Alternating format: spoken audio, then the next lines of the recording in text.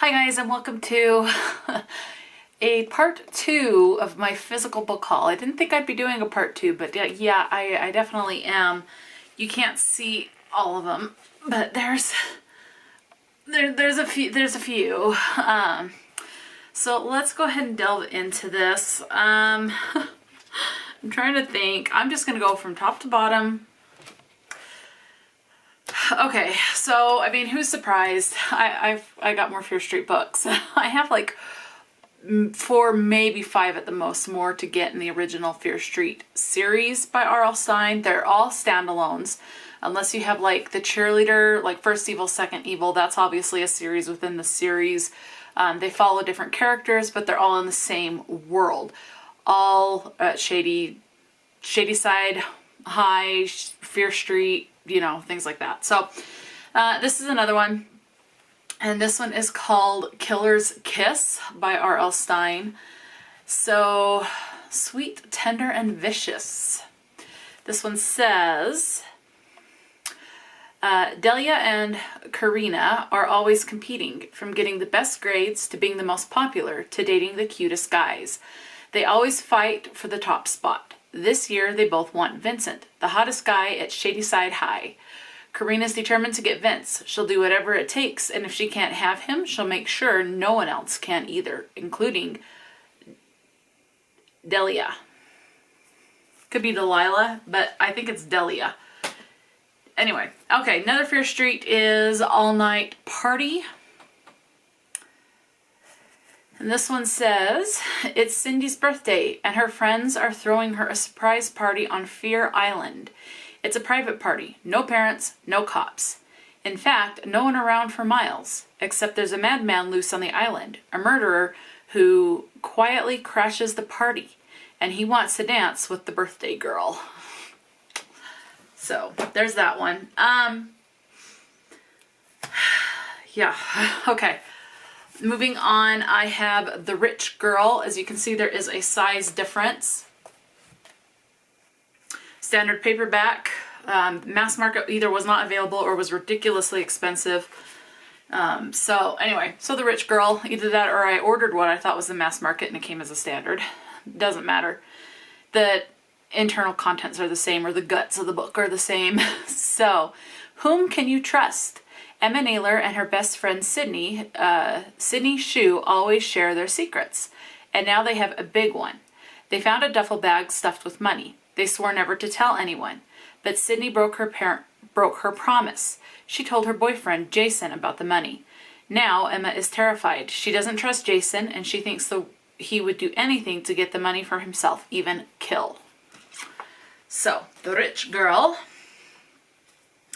Up next is the 4th book in a series. This is a cozy mystery series. So this particular one is called 4 Charming Spells. This was written by Lynn Cahoon. This is the most recent in this series, which is called a Kitchen Witch mystery series. So Mia basically buys this abandoned school in a small town in Idaho that's full of witches. And some people don't want anything to do with her magic, and some people do. She is in the process of trying to convert the school to like a catering business or a school for cooking. So you have a lot of that. There's someone who's trying to drive her out and away from that business and basically out of the town. She has an ex-fiance, which you learn within like chapter 1 of book 1, or in the novella, the prequel novella. And she calls it off for reasons. I'm not going to say why. I mean, they're not big spoilers, but, you know, you can find out for yourself. But her ex-fiance has a little sister who Mia becomes, like, best friends with. And this little sister is helping Mia with her catering business, so she's employed by Mia as well. And they're employees, like, boss-employee relationship plus a friend's relationship. And the friend, whose name is Christina, is actually autistic. So that's cool to see. And you do see later on, you know, her grow as a person as well. But obviously Mia is the main character, so more focuses on Mia. She also has a cat that There's something very special about the cat. Cats are familiars. There's also objects can be familiars. There's one referenced as Gloria, which is not the cat. And Gloria tends to giggle quite a bit. So I am just thoroughly loving this. I am planning on reading the third book in this series. I think it's called Three Tainted Teas. I'm planning on reading that in April, because we're in March right now. So I'm planning on reading that in April. And so I hope to get to this shortly after, because I am absolutely having a blast with this series. So 4 Charming Spells by Lynn Cahoon.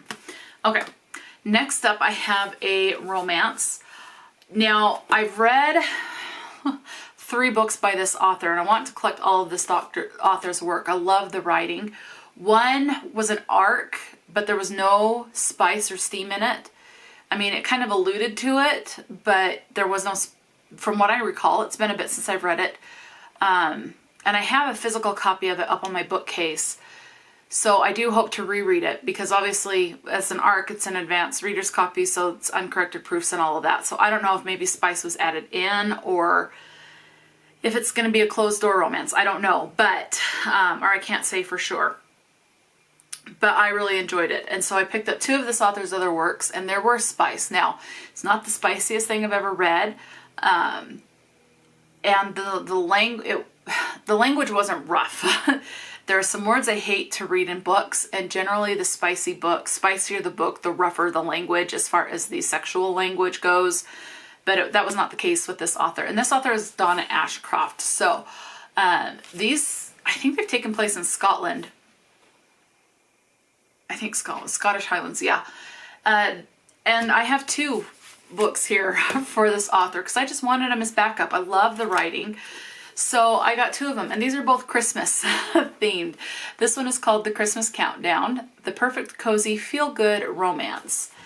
So I'm wondering if this is going to be a clean romance. Holly Devine, and these 2 are both standalones. It says, okay, let me start. There's a little thing about that. Let me read that. It says, it's that time of year again. Snowflakes are fluttering and the countdown to Christmas has begun. Holly Devine is returning to the only place that feels like home, hoping that some festive music will help to turn her life around. That makes me think it's a part of, this is at least some part, maybe the second book in a series, but it's not. I have looked, and when I logged this in my Goodreads, it's a standalone, so I'm going with that. Holly Devine has just had her heart well and truly broken. Hurt by the 2 people she loves the most. She flees to her eccentric Aunt Clara's cozy cottage to hide away over the winter season. But kind, impulsive Aunt Clara has other ideas. With the help of her close circle of friends and plenty of gin, she creates a handmade advent calendar for Holly. Every day in December, Holly opens a new door and has a different task to complete. She soon finds herself asking out a complete stranger, gorgeous, cheeky pub landlord Finn Jackson. But as handsome Finn gets involved in her festive challenges, Holly's determination to avoid romance is put to the test. Still, Finn's far too carefree and single for true love, isn't he? As Holly begins to embrace each day a complete makeover, building the biggest snowman she's ever seen, singing in a karaoke contest, Finn is there adding fun and laughter to every moment. Holly starts to realize that she can become the person she's always wanted to be. But a secret from Finn's past threatens to turn Holly's Christmas upside down. Will Finn open up to Holly in time to show her how he really feels? And will she complete the Advent Calendar challenges and fall in love this Christmas? I think that sounds really good. It sounds really cozy. Just very sweet. I really like Donna Ashcroft's writing. So the other one I have by Donna Ashcroft is If Every Day Was Christmas. So another Christmas book. Okay, this one says, snow is falling, fires are crackling merrily, and Lockton tradition has everyone hanging a promise they're determined to keep this Christmas on the tree in the village square.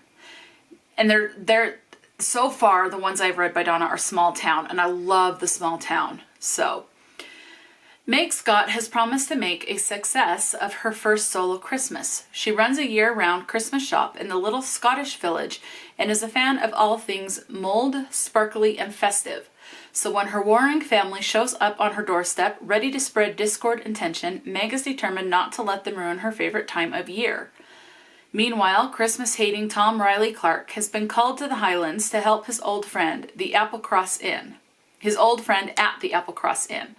He's ready to work hard and has no time for mince pies, tinsel, or hanging a promise on the tree. The thought of every day being Christmas is his worst nightmare, and you wouldn't catch him dead buying a bauble. So everyone is surprised when Christmas-loving Meg and Grinch Tom start to get cozy under the mistletoe. But Tom has a big secret about his past, and in a small town like Lockton, it's hard to keep anything hidden for long. Will everything fall apart when Meg discovers who he really is? The pair are about to learn the hard way that some promises are impossible to keep. Sounds really good. Really good. Okay. Now this next book, if you watched my adult Once Upon a Book Club unboxing for March, by the time you're seeing this, that should be out. If not, spoiler, you can skip this a little bit, but this was in my Once Upon a Book Club, and this is The Last Tale of a Flower Bride by Roshani Chokshi. I was going to say this was a YA, but then I thought, oh wait, no, this is her debut adult book. So Roshani Chokshi has written several, I guess, young adult. I've heard her name a lot on BookTube, so I know she's more of a BookTube darling, but this is her first test into adult. So, and this actually does sound pretty good. It says, once upon a time, a man who believed in fairy tales married a beautiful, mysterious woman named Indigo Maxwell Castañeda. He was a scholar of myths. She was the heiress to a fortune. They exchanged gifts and stories and believed they would live happily ever after, and in exchange for her love, Indigo extracted a promise that her bridegroom would never pry into her past. Let's see. So that's the man who believed in fairy tales and stuff. Okay. But when Indigo learns that her estranged aunt is dying and the couple is forced to return to her childhood home, the House of Dreams, the bridegroom will soon find himself unable to resist. For within the crumbling manor's extravagant rooms and musty halls lurks the shadow of another girl, Azure, Indigo's dearest childhood friend, who suddenly disappeared. As the house slowly reveals his wife's secrets, the bridegroom will be forced to choose between reality and fantasy, even if doing so threatens his marriage or his life. So, that actually sounds pretty good. And this will be my first, I don't think I have any of her YA books. So this might be my first taste of this author's writing. I've got another Fear Street book, and this one is called Runaway. And the thing with this one is I ordered it, and it took a couple of weeks, and then I forgot I ordered it, so I went and saw that it was on sale for like $8 or $10 at the most. And so I ordered it again, and then I realized, then I scrolled through my order history and thought, oh, I've already ordered this, so I had to cancel it. It shows you how much I really wanted, evidently, this book. So this is Runaway. Again, R.L. Stine, part of the Fear Street saga or series. This one says, shady, let's see, you can't run, but you can run, but you can't hide. Shady Side. It sounded like such a nice town. The perfect place for a runaway like Felicia. Nobody here would know about her dark powers. Nobody would know what she's done. For once, she could be a normal girl. She could be safe. But then someone in Shady Side discovers Felicia's secret. Someone finds out about the awful things her powers made her do.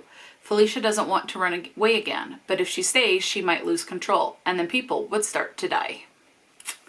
So Runaway. And this is another not mass market paperback. This is just a standard paperback. So, and these, I looked it up. These are actually do qualify as like novellas, because they are so short. I mean, I have yet to see one that is over 200 pages. Like this particular one is 160 pages. So if you're looking for some quick novellas, yep, I recommend. Okay, so this next one I got because I have them over on my bookcase here in my office. The bookcase, I have two bookcases in my office here, and they're all full of books that I've read and enjoyed and am keeping. At least obviously for now, unless my tastes change and I decide I don't want a particular book. But for now, they're staying with me. I have read Uzumaki, or Tommy, I've heard different ways to say it, and Gio, all by Junji Ito. And I have been craving more of Junji Ito's work. So I went ahead and got myself one book. So I have the manga Shiver by Junji Ito. So I got this, and my mom hated the cover. She said that it was creepy. And so then I just kind of started flipping through, and I don't remember what I landed on, but it was some kind of worm person. And I was like, how would you like to see this coming into your room one day? And she flipped and got the heck away from me. It really freaked her out. So Shiver by Junji Ito. I look forward to getting into this. It says, let's see, an arm peppered with tiny holes dangled from a 6 girls' window. After an idol hangs himself, balloons bearing the faces of their destined victims appear in the sky. An amateur film crew hires an extremely individualistic fashion model and faces a real bloody ending. An offering of 9 fresh nightmares for the declaration of horror fans. And so I think this is like a collection of short stories, of short horror stories. So I can't really tell you more than that. That's all it says on the back. It does say including 9 of Junji Ito's best short stories. There's the confirmation. It is short stories. So they're short horror stories in manga format. And I'm excited to get back into Junji Ito's work. My plan, once I finally do get to this one, which I'm not sure when, will be to buy another manga book by Junji Ito. So I want to collect Junji Ito's work. Okay, this next one is actually one that I won from a Goodreads contest. And so this is an advanced reader's edition, so an ARC. And the on sale estimated date is May 30th of 2023. So we're coming up, just have about 2 more months left. And this one is called The Peacock and the Sparrow by I.S. Berry. I'm trying not to get the ring light so you can see the cover. So that's the cover. This one says, Shane Collins, a world-weary CIA spy, is ready to come in from the cold. Stationed in Bahrain, off the coast of Saudi Arabia for his final tour, he's anxious to dispense with his mission, uncovering Iranian support for the insurgency against the monarchy. But then he meets Almazia, a beautiful and enigmatic artist, and his eyes are opened to a side of Bahrain most experts never experience. I'm sure I'm saying that wrong, so if you know how to say it and I'm saying it wrong, I apologize. I will find out when I go to read this book. When his trusted informant becomes involved with a murder, Collins finds his growing romance with Almazia and Bahrain upended. In an instant, he's caught in the crosshairs of a revolution. Now he must rely on his skills to navigate a bloody uprising, win Almazia's love, and uncover the blurred lines between the dark secrets of both Bahrain and the United States. So that is The Peacock and the Sparrow. So an ARC. Again, May 30th is the estimated date for that.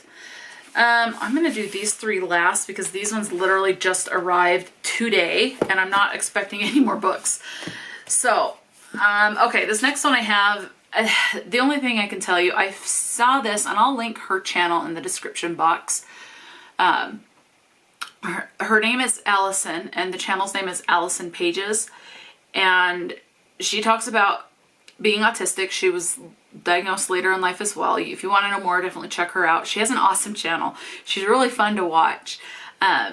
This is like the second or the third book second book.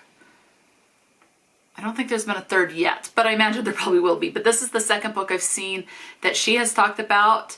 One was a fiction book. This is a nonfiction that she's talked about. And I say, I need that in my life.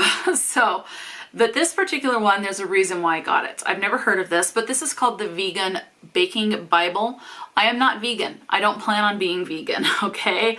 But the reason why I got this is she mentioned, and I did find it in here, there is a page that it talks about like certain things that you can use as an egg substitute when you're trying to get away from egg, which I am not having any eggs because I've had a confirmation that I am allergic to egg. But it talks about egg replacements, and it talks about what they do to the appearance of the item, kind of maybe like what they do with the texture of it, how they affect the recipe. That was the key selling point for me. And sometimes I want a slice of cake or a brownie, but I can't because they have egg in it and I don't know what to substitute with. I did have someone comment on a previous channel saying that you can do 2 bananas for 1 egg. I haven't tried that yet. I am nervous, but to have a cookbook like this might help me venture out into being able to have a brownie when I want, or cookies or something. So, yeah, and there's just different things. There's classic banana bread sounds so good. Caramel banana bread, you know, carrot cake with puree, princess cake, and these are all vegan, so I don't have to worry about egg being in these recipes, and that was the thing that sold me on that. So thank you to Allison from Allison Pages for putting that on my radar. I haven't opened it other than to just peruse it, but I haven't opened it to start baking anything, so, but I would like to. This next one is a comic book, basically. So this looks like there's a bit more writing or explanation on some of the stuff, which I'll read more about that. But the first one was a gift from Amy from A Star Reads. I'll also link Amy's channel in the description box. Amy is awesome. So she got me the first one in the Sarah Scribbles comic collection. I got myself the second one because I wanted to go back to this character. So I got myself the second one, and it's just Sarah Scribbles living her life. Sarah, let's see, it says it's the second in the comics collection, picks up right where the first left off, which there's not a plot. So the character deals with the responsibility or avoiding the responsibility of the real world. Let's see, these new comics and illustrated personal essays follow the ups and downs of the unrelenting self-esteem roller coaster that is young adult life. Budgeting, woes, cramps, the nuances of sweater theft, and the joy of staying home all day with a box of pizza. So it's just this character taking a funny spin on life. So it's the last one dealt with one of them about women shaving their legs and a nuisance that can be. Okay, this next one is another one that I won from Goodreads. I have a couple more that I've won, physical books, but I'm still waiting for them to ship from the authors or the publishers. So I'm not expecting anything this week, although some of those could pop up within the next, 2 or 3 days. But if they do, I'll just include them in April. This one is called A Council of Dolls by Mona Susan Power. I looked this up, and I believe the author is Indigenous. I don't remember what... I know it's not Cherokee, and that's the one that comes to my mind. Cherokee and Ute. And that's just because of the area that I am in. Oh, here it is. The Standing Rock Sioux tribe. I know I said that wrong. Sioux tribe, maybe. Anyway, so this is A Council of Dolls and uncorrected proof. So this is the ARC. This is, does this have when it's expected to come out? Oh, August. That's all it tells me. August of 2023. This one says, from the mid-century metropolis of Chicago to the windswept ancestral lands of the Dakota people to the bleak and brutal Indian boarding schools, A Council of Dolls is the story of 3 women told in part through the stories of the dolls they carried.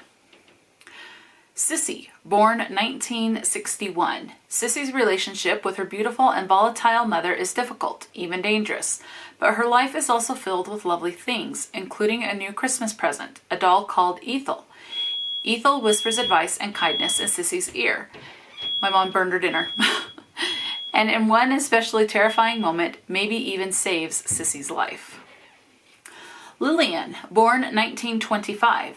Born in her ancestral lands in a time of terrible change, Lillian clings to her sister Blanche and her doll May.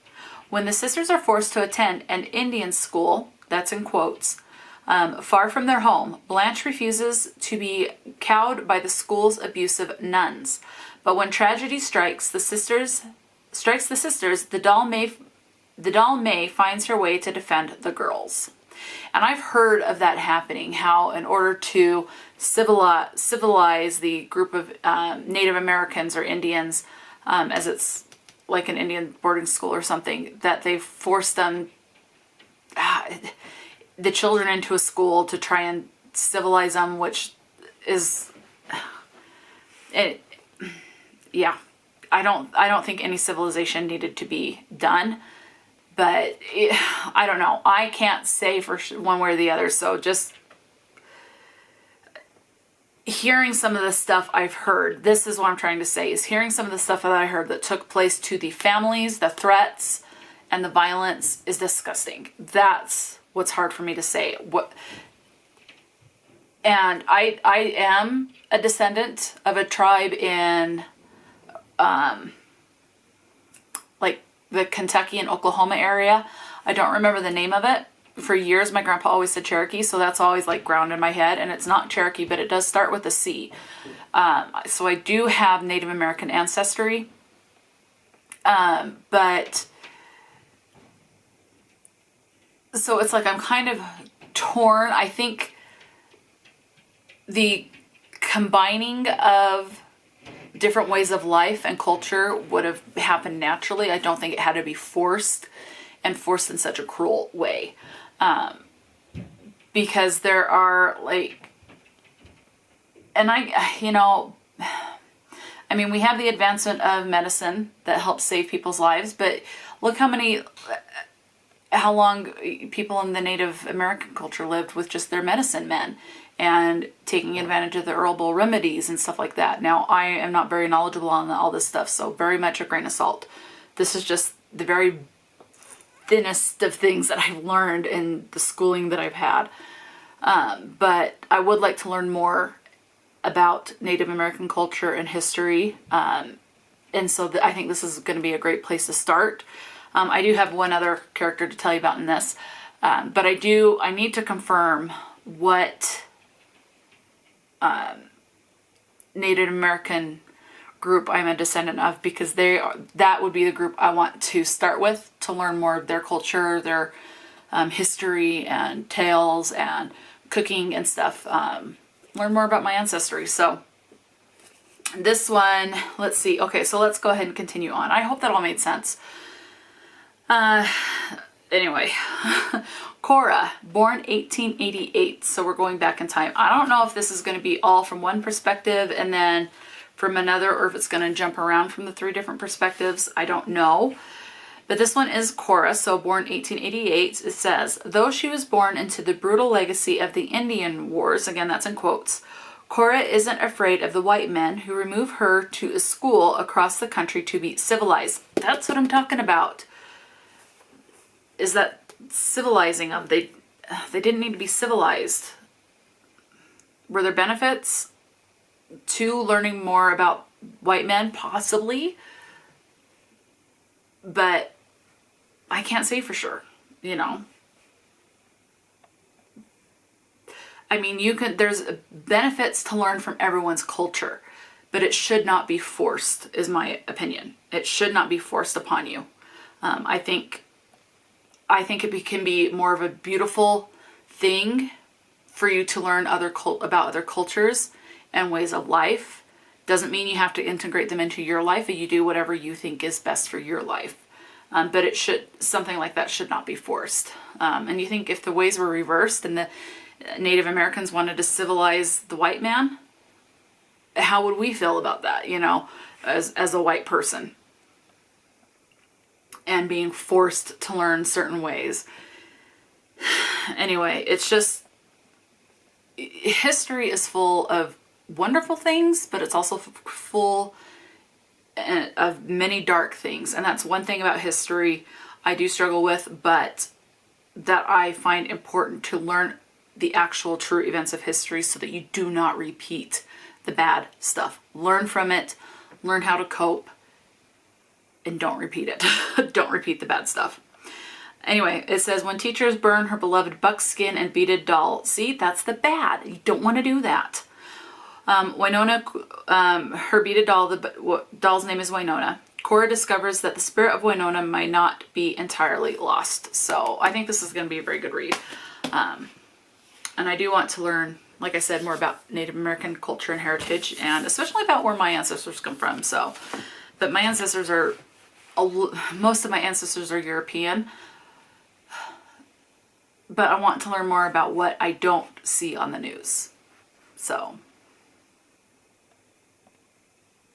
which you see a lot of, I don't know if even on the news is the right, anyway, I just want to learn about my ancestry. Okay, the last 3 I am going to tell you about. This one was a pre-order. And this is A Door in the Dark by Scott Rentigan. I'm sure I'm saying the name wrong. I've read one book by this author, and I read Nixia, which is the first in a trilogy, I believe. Yeah, because it's the Nixia triad. Wanted another book by this author. Saw this, I read the synopsis, loved the cover, and I thought it sounded really good. Do I remember what the synopsis is about? No. So let's reread it, and you'll find out as I remind myself. Ren Monroe has spent 4 years proving she's one of the best wizards of her generation, but top marks at Balmeric University will mean nothing if she fails to get recruited by one of the major houses of Cathor. Enter Theo Brood. If being rich were a sin, he'd already be halfway to hell. After a failed and disastrous party trick, fate has the 2 of them crossing paths at the public waxway portal the day before the holidays. Theo's punishment is to travel home with the scholarship kids, which doesn't sit well with any of them.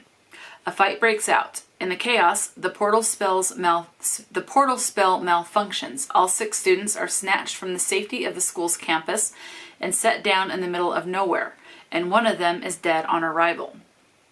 If anyone can get them through the punishing wilderness with limited magical reserves, it's Ren. She's been in survival mode her entire life, but no magic could prepare her for the tangled secrets the rest of the group is harboring, or for what's following them through the dark woods. So,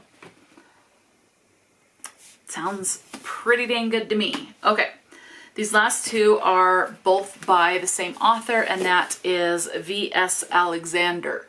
V.S. Alexander, I received a book through Once Upon a Book Club and fell in love with the writing. I thought it was very much something that could be very beneficial to read, especially in like high school, but it was a newer release, so obviously it's not one that's, at least as of yet, but I think it would be great to have on school curriculum to read because it is steeped in World War II history, and it is from the perspective of a Jewish family who's forced into a concentration type camp. I can't remember the exact word that was used.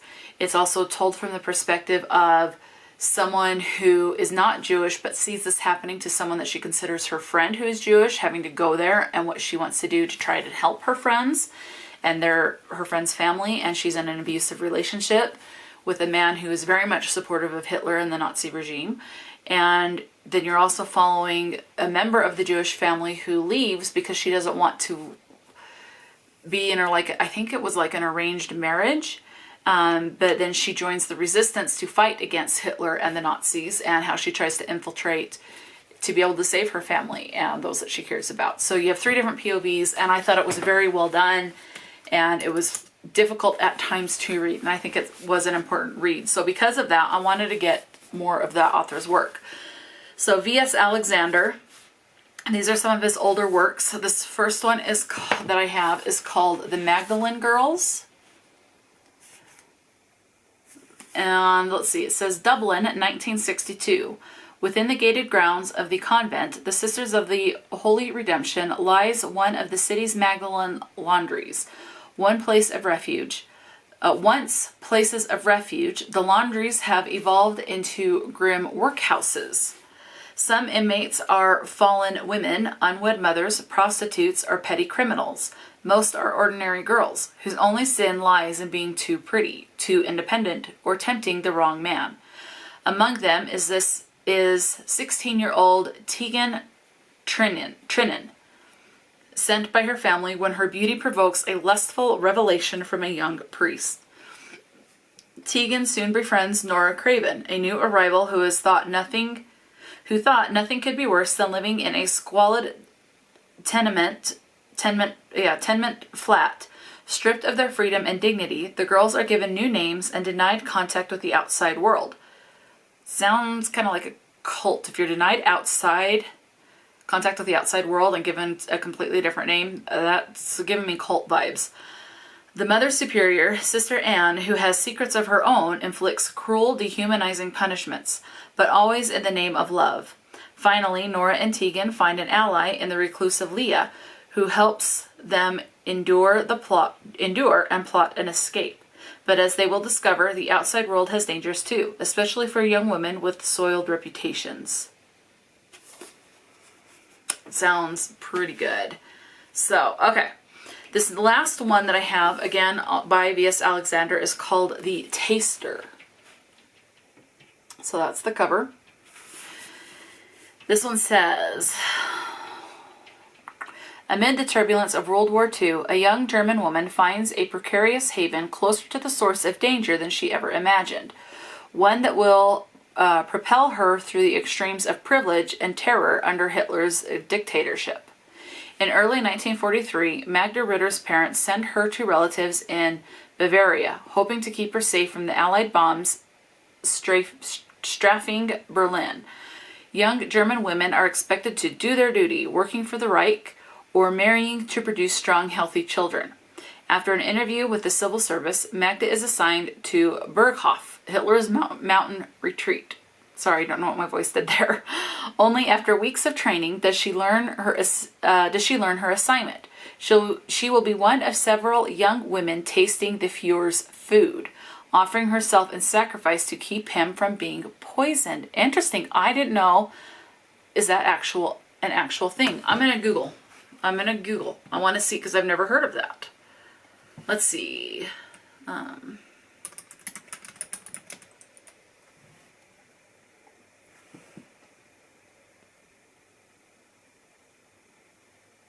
It's a thing.